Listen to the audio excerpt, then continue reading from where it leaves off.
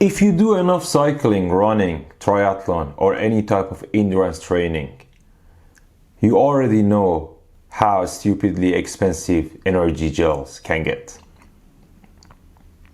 But when you look into what gels are made of, it's not complicated at all.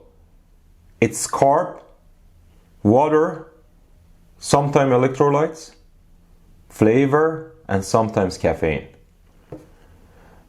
So I started to make my own gels. The reason that I'm uploading this video is recently I came across a video, maybe tutorial. There was a dude who was showing how to make homemade energy gels. Okay.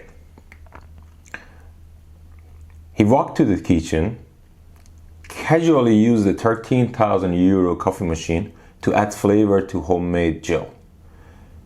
Dude,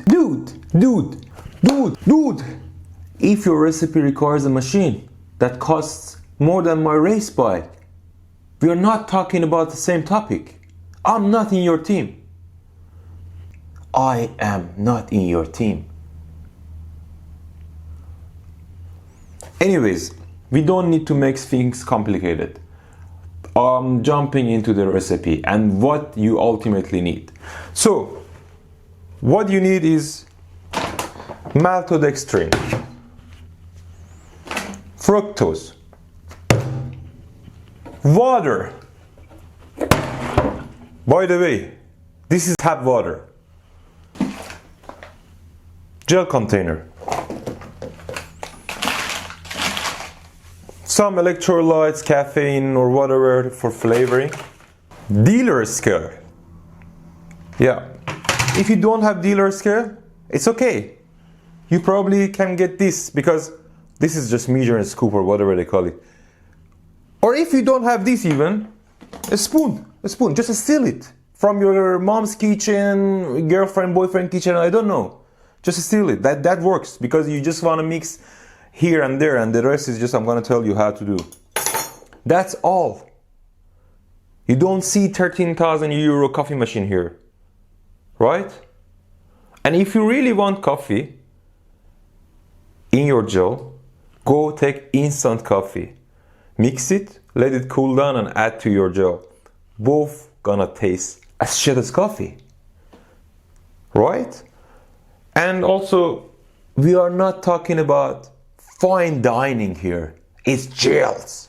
It's energy gels. You are taking it when you just asking yourself, why the hell am I doing this on bike? Why the fuck I'm taking this run?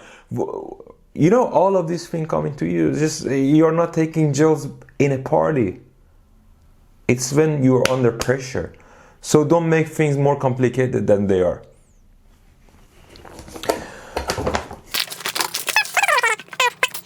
What I'm doing normally for myself is like I mix 2 to 1. So 2 maltodextrin, 1 fructose. Yeah, I like some electrolyte in my gels. You can use salt. Salt is free as well as a spoon. Just take it from the kitchen. And then water, this is tap water, I told you already.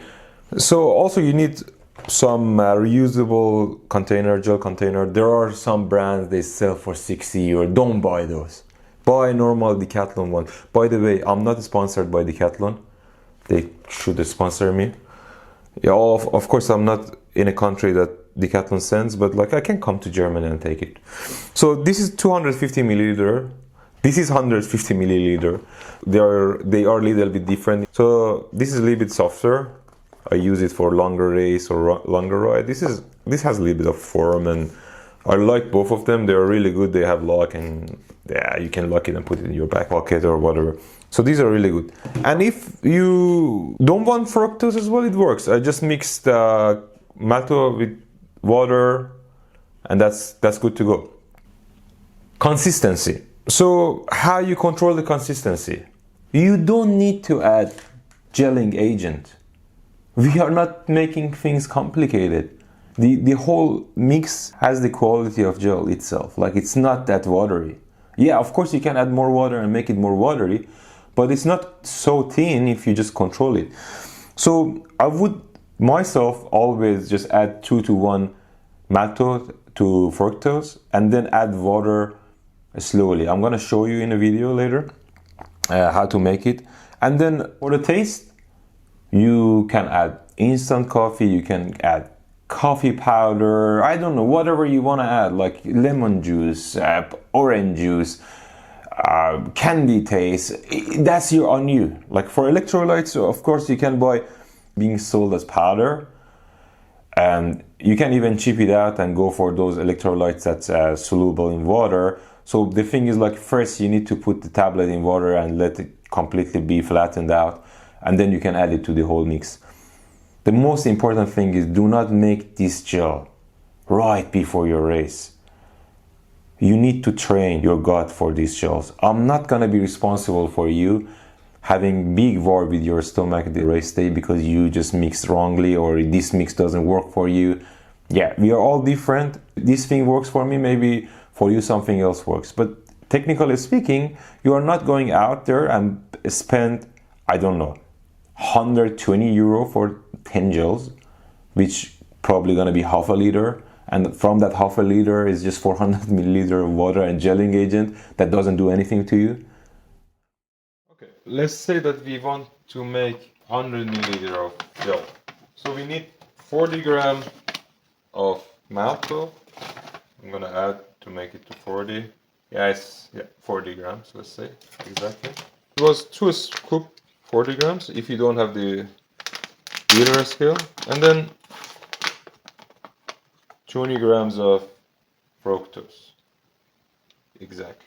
I like to add this mixture, which is iced tea peach, and there is no caffeine. For night training, I'm gonna use it. Add it here. Yeah, it was 6 grams actually. So what I usually do is, like, I just put it in the container, and then you add water slowly. This is above 100 milliliter, but when I shake it, it's gonna be 100 milliliter. Let's see now. And then shake it. Just shake it. No coffee machine. You don't see the like 13,000 rand coffee machine here. So yeah, this is a final product. You see the consistency is not that water, and it's good. Costs.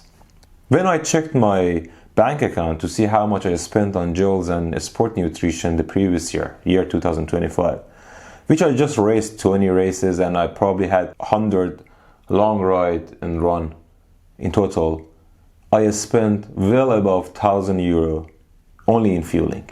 How much can you save is quite a lot. Technically speaking, for 1 liter of homemade gel, you need 400 grams of maltodextrin, which if you even buy it at the most expensive price is going to be 4 euro.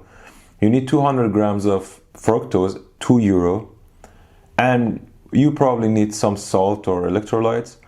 That can vary. Water is free, salt is super cheap, instant coffee is cheap as well. If you want to get coffee flavor, you don't need 13,000 euro espresso machine.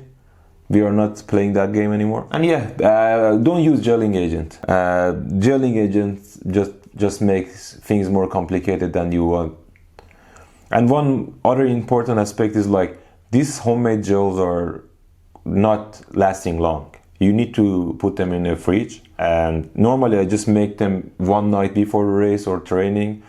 It's just gonna be good for 2 days, not for a month. And that's also a good point, because we are not using preservative. You have no idea what preservative gonna be in a normal gel. They last 3 years or 2 years on the shelf. We don't want that. And also, if you have 13 grand to buy espresso machine to flavor your gel, get out and then get the fucking gel. Yeah.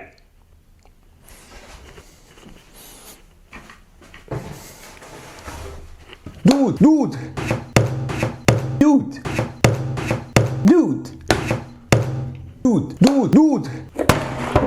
By the way, this is tap water.